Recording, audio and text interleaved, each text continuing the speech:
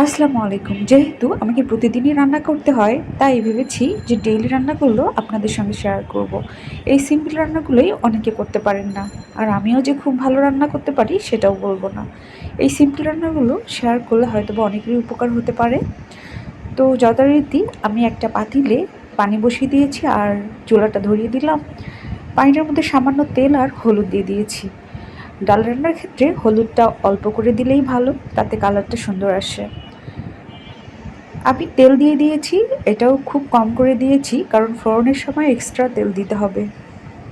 আর ডালের ক্ষেত্রে অতিরিক্ত তেলের প্রয়োজনও হয় না। আমি এখানে ১ কাপের মতো ডাল দিয়েছি। ডালগুলোকে ধুয়ে আমি পানিগুলোর মধ্যে দিয়ে দিলাম। কিছুক্ষণ পর পর ঢাকনাটা তুলে আমি ডালগুলোকে নেড়েচেড়ে দিয়েছি, যতক্ষণ পর্যন্ত না সেদ্ধ হয়।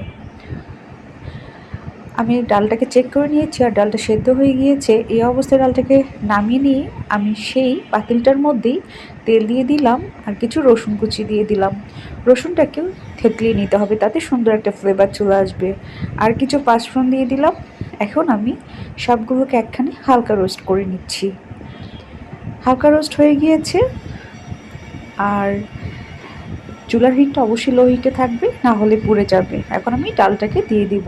আর আমার বাসায় সবসময় পাতলা ডাল অনেক বেশি পছন্দ করে, আমি নিজেও অনেক বেশি পছন্দ করি।